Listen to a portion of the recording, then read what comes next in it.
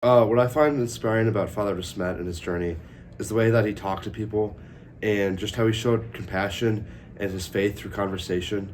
He wasn't confused about it. He made sure people knew that it was his job and that's what he was called to do. He did in his work. He made sure everybody understood the faith and how they could live the life through their faith.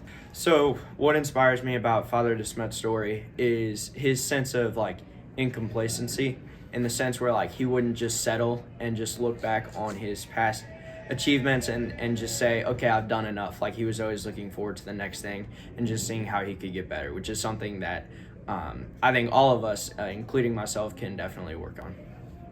He's very strong person, and I think he's very good with the people that you talk to.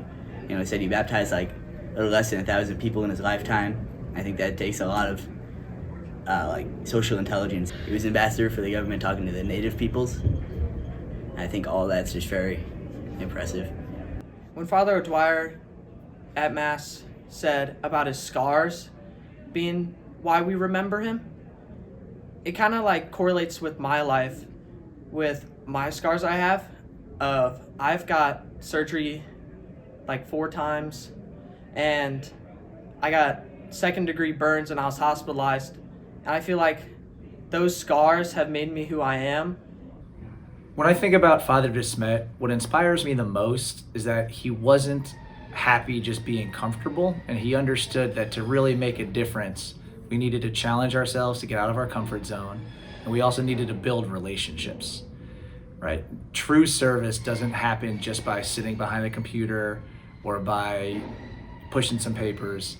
When we really want to get to know somebody and to change their lives and to change our lives, it requires listening, it requires empathy, it requires compassion, and it requires building relationships. And that's what De Smet did. He went to where the Native Americans were, he went to their lands, he listened to them, he spoke with them, and he shared his own thoughts and his own faith. And through that respect and friendship, he was literally able to change lives in a way that he never could have if he just sat behind a desk, stayed home, and kind of stayed where he was comfortable.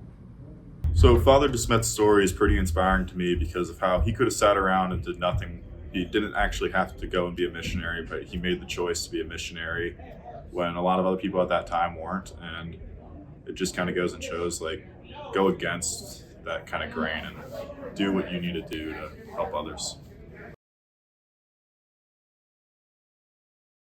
It hasn't changed that much. The fundamentals, I think, have stayed the same for ever since being a missionary began.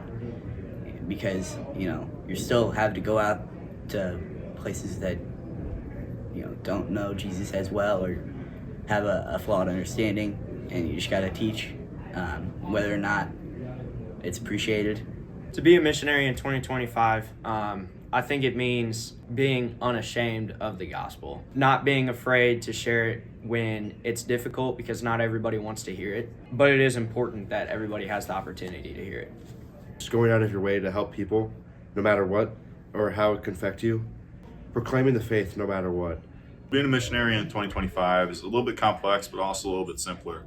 So unlike Father De Smet, we have the internet and we have all this digital world that we kind of live in. And it makes it a little bit easier to kind of have your voice be heard and share it across large amounts of people.